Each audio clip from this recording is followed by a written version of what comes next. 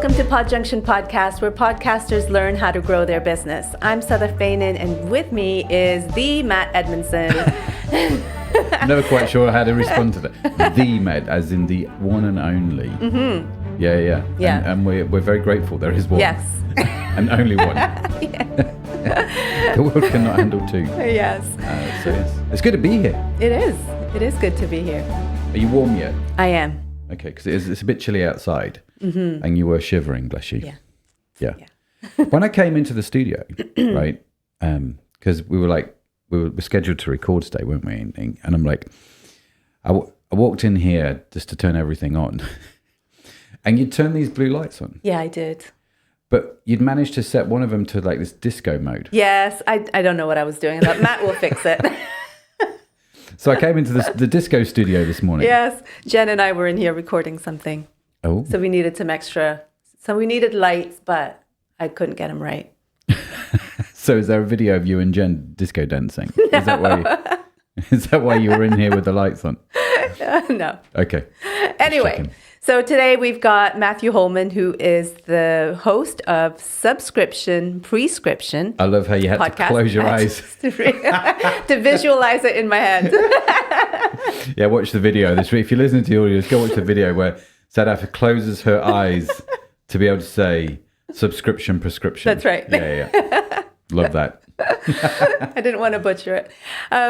So today in this clip that we're going to watch with Matthew, he's talking about finding your audience and understanding where they're active so that you can make social platforms work for you. Okay. Mm-hmm. Sounds fun. Yeah. And does he tells you how to find the audience? Yeah. So you're going to want to grab your notebooks? Yes, you are. You're going to want to grab your pen? Yes, you are, man. Yeah, you've got yours. I need to go grab mine. You've put the whiteboard on my notebook. I have to go deconstruct a little bit to dig it out. Okay, well, the way this works, if you're new to the show, well, firstly, a very warm welcome to you. But the way this works is we're going to play this clip from Matthew. He's going to talk about You need to close your eyes when you say it. Really visualize it, Matt. Visualize every letter. I can't remember what I was saying. Anyway, warm welcome to you. Just butchering my name. Yeah, sorry. Yeah. Well, it's a bit unusual me butchering your name. It's normally the other way around. Yeah. Max. So, well, we've totally gone off piece here. Sorry. Anyway, the way this works is we play a clip. We listen to an expert talk about how they use podcasting to grow their business, and then Sadaf and I will be back to talk about it. So that's got a long time to get out.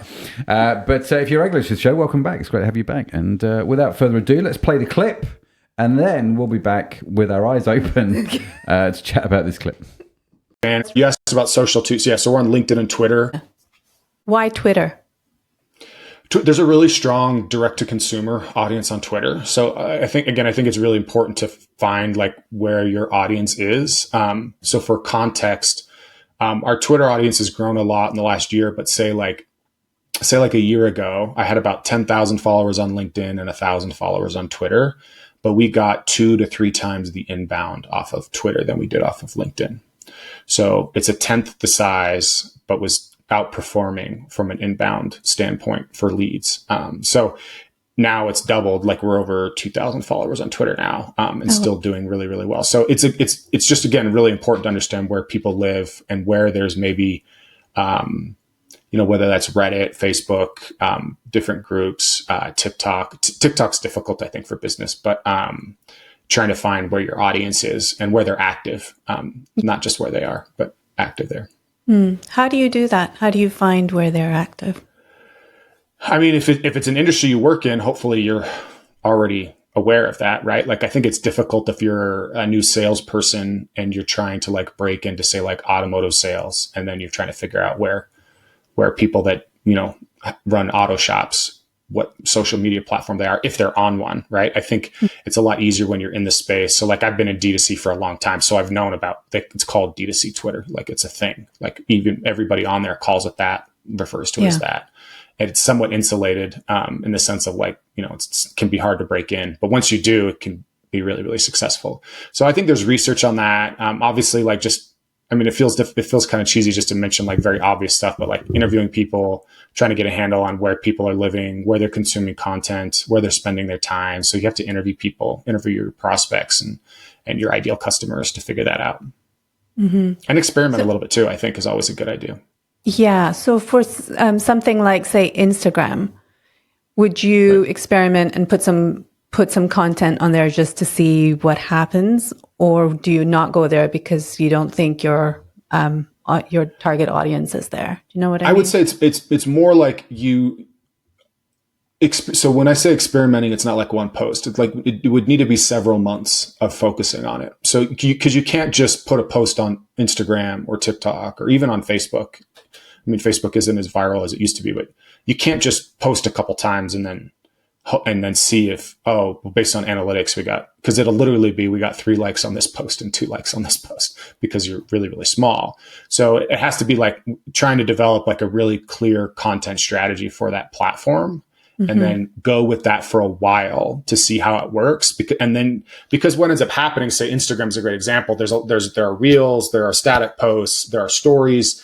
What you start crafting might be different from the first couple of weeks than it is like 3, 6, months in.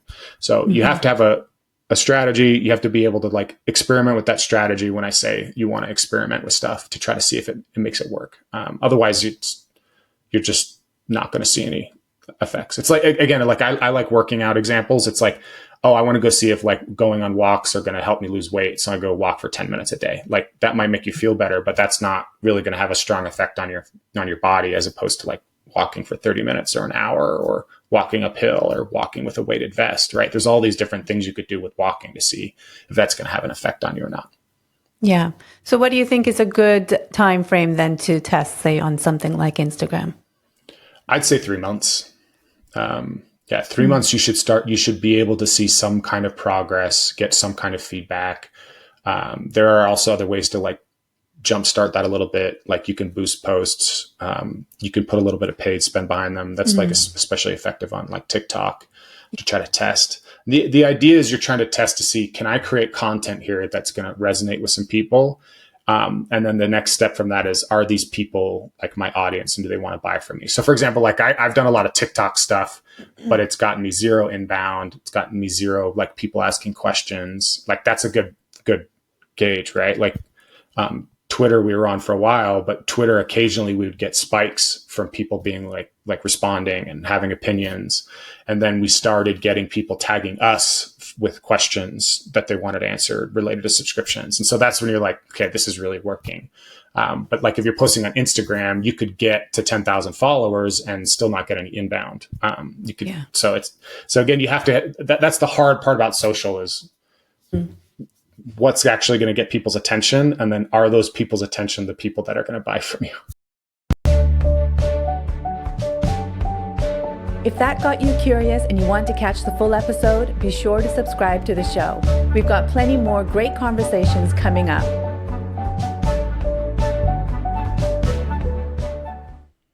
Welcome back. I was getting engrossed in that conversation about social media then, because this is a topic that never seems to go away. When it comes to podcasting, it's all about social media, isn't it? And what we do with social media and how it works. I was really intrigued that actually Matthew started out with Twitter, or X, as it's now called, and how he was getting more inbound leads through X than any other platform, which I thought was really interesting. Yeah. I think I would want to dig into that a little bit more, in the sense that I think my experience with Twitter is different. But this comes back to the point, I think, that Matthew was making. You've got to find out where your audience is. Yeah, and where they're active. Yeah.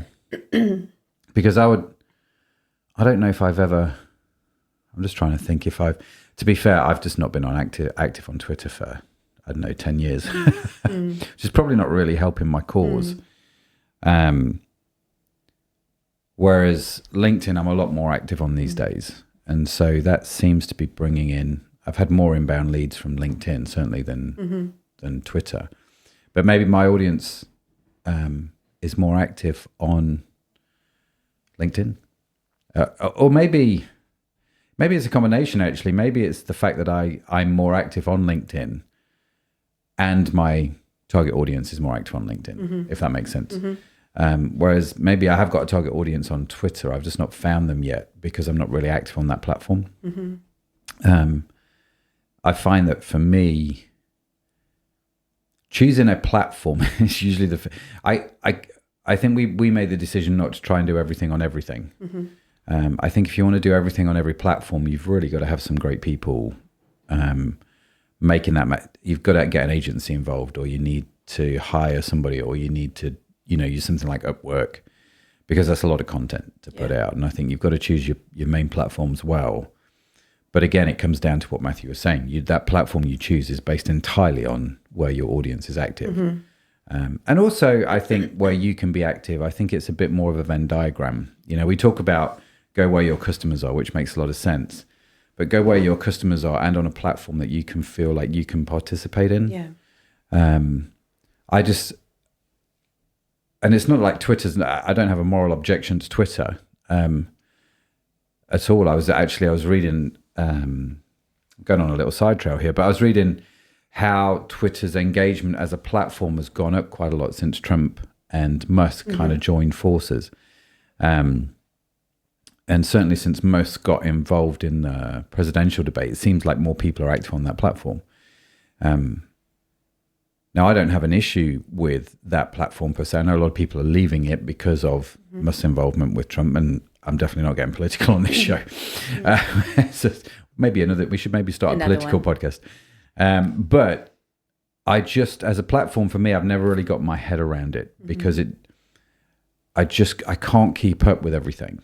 Whereas LinkedIn, I think, is a little bit more, I've got my head around it, if that makes sense. So I think those two things, where your customers are at on a platform that you can be active on, if you can make those two things somehow collide, then that's a good place to start. And what, like you're saying, you're more active on LinkedIn. I think maybe part of it has to do with it. You're feeding off of other people who are engaging with you. Yeah. And so that gives you that momentum, doesn't it, to keep going, because suddenly you have an audience. Yeah. Whereas in Twitter or other ones that you're still trying to experiment with, it just takes a little bit more time, as he was saying, several months to do that. And the other thing, like if you're not active on a particular platform, then you need to understand the content strategy that you would need to create for that particular platform, which again takes more time. Yeah, and actually it's not, creating the content strategy these days I don't think is that difficult because you get ChatGPT to write a content strategy for you in terms of how you should do it. It can at least give you a starting point. Yeah, ChatGPT can write it, but you still need to execute. Yeah, and you still need to tell ChatGPT what it, the type of people that you're going for. Yeah. So you still have to have that understanding behind it. Yeah, you do. In order to. You do. And I think the other, I don't really interact with Matthew on Twitter because, like I said, I'm not really on there, but I do interact a lot with his posts on LinkedIn. And I think his posts on LinkedIn are very good, very informative. I like his newsletter, which we've talked about. He publishes that on LinkedIn. We talked about that last week, didn't we? So, excuse me, I've got your problem. Just coughing a lot. So I think Matthew has obviously got a great content strategy, and the content he puts out is high value. Yeah. And I really appreciate that about him. And I'm sure that whatever he's doing on Twitter is also similar, high value.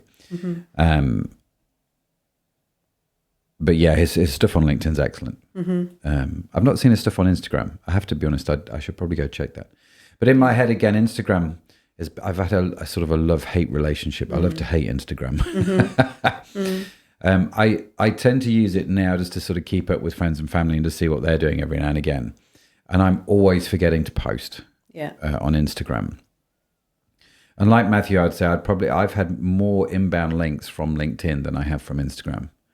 I've had more engagement from LinkedIn than I have with Instagram, which is why for me, with my podcast, the platform I am doubling down on at the moment is LinkedIn. Yeah. That's where I'm on there every day. That's where I invest a bit of my time. And that's just where I've chosen because that's where I'm getting the biggest bang for my buck. And this again comes back to the point, isn't it? What's going to give you the biggest bang for your buck? What's going to move the needle? Invest the time there. And also where your particular audience, like your target audience is. Because I think I understand, I think maybe in some ways what you're saying about Instagram. It feels like for me as well, it's more of a passive kind of activity for me. Like I'm happy to just kind of scroll through things. That's not where I'm going to find connections and leads for business in my own head, but LinkedIn is.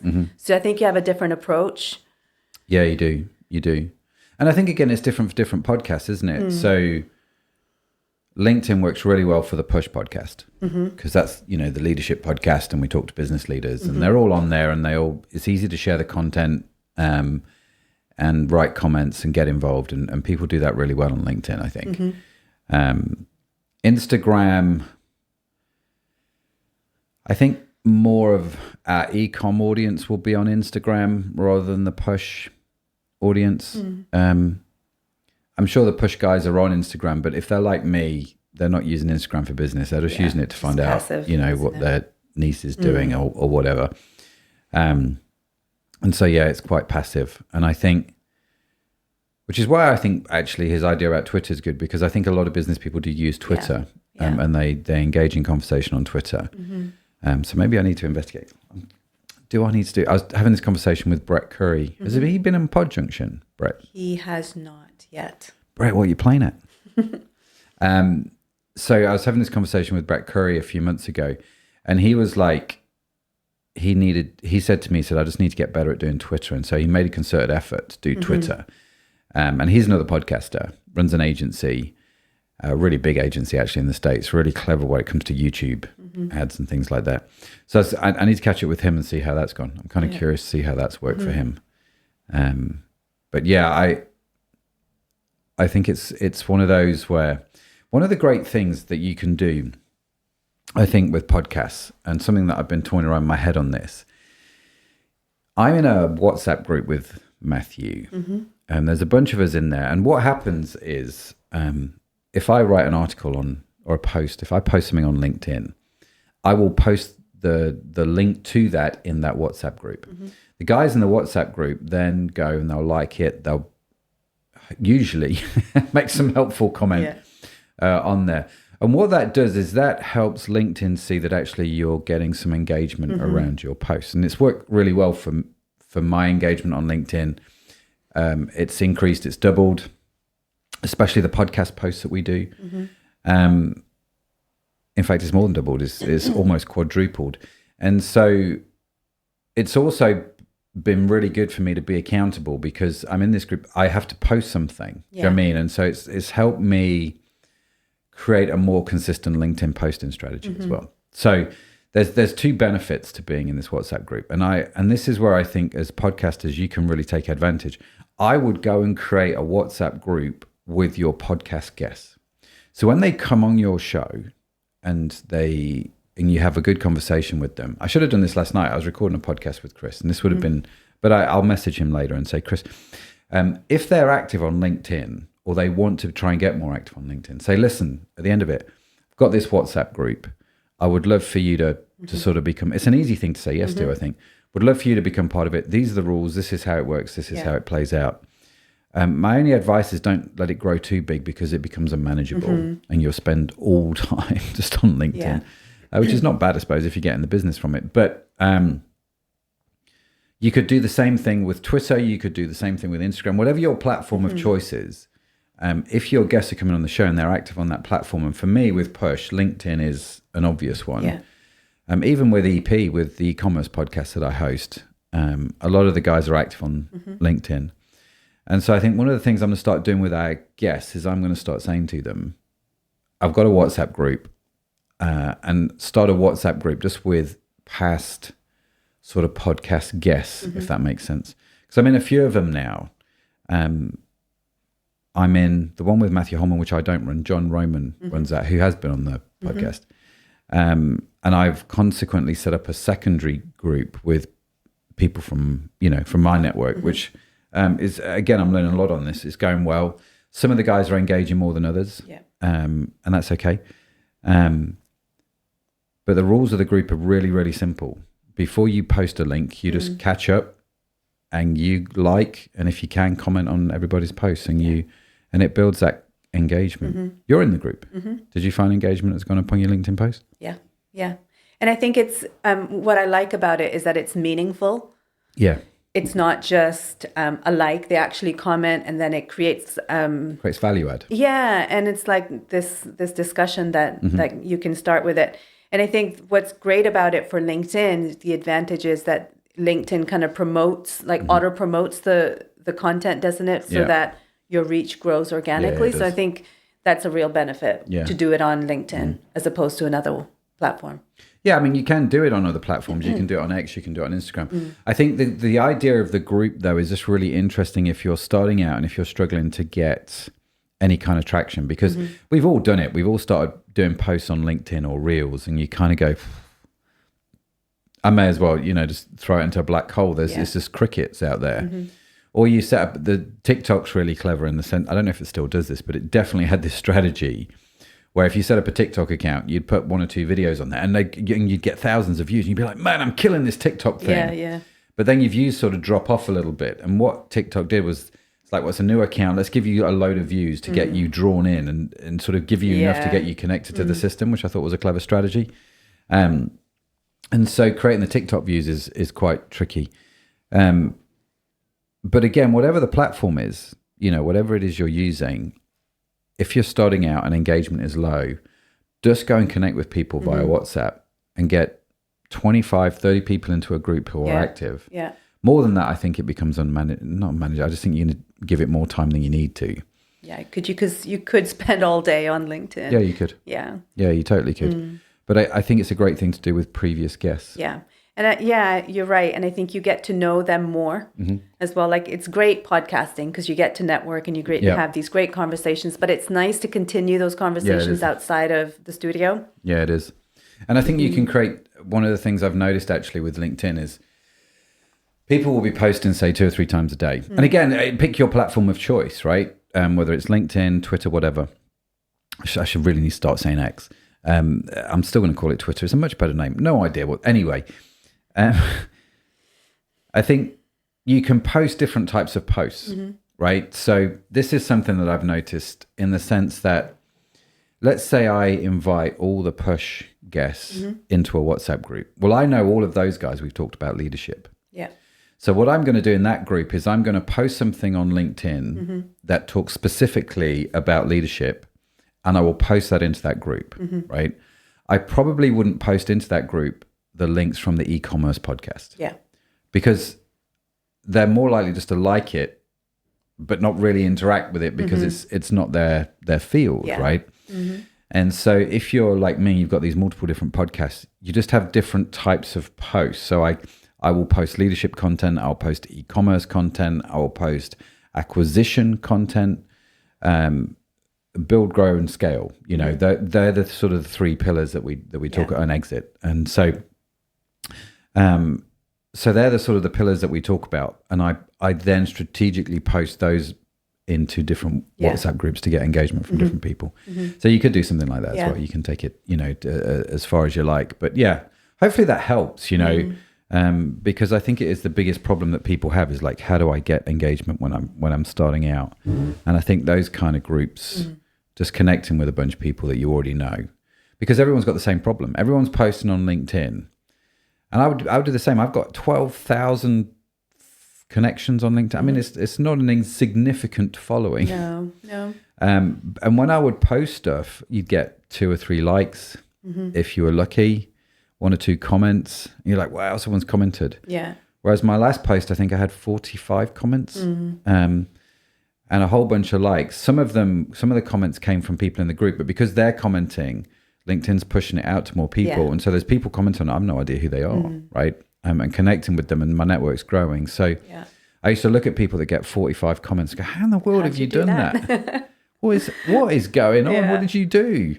And so, this strategy is a really great way to sort of go from 0 to, 10, 20, 30 people getting involved quite quickly. And I think that just gives your post credibility.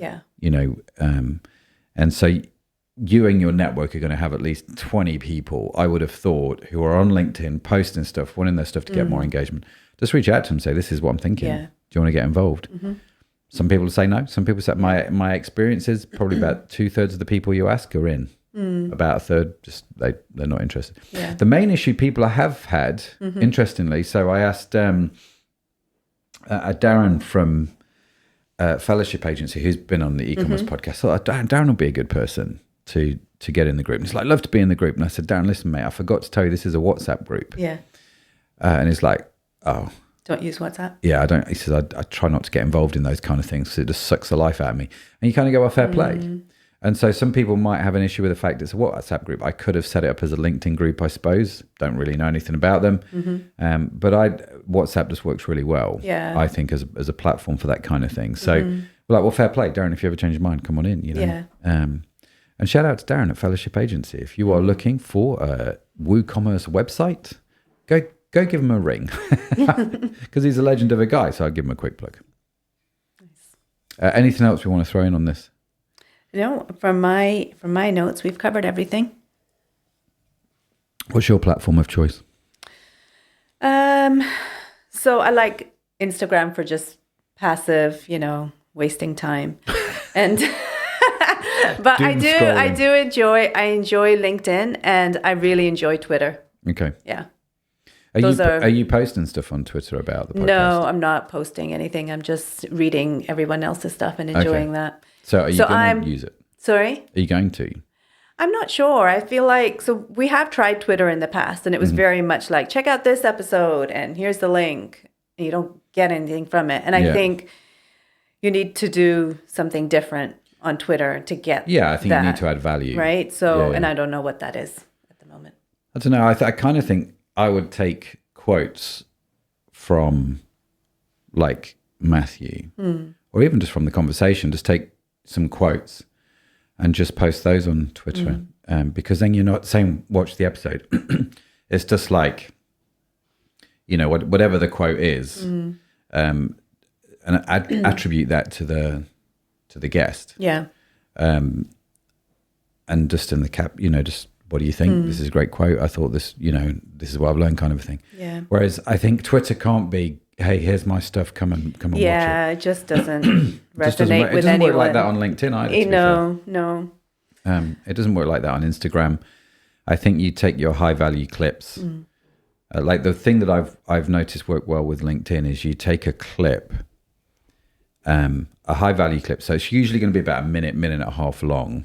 You don't need the build up. You just you kind of get straight to the end point in the clip, the summary point, and usually it's something quite clear, quite helpful, connected to whoever the guest is, their specialty. And then I try and tag.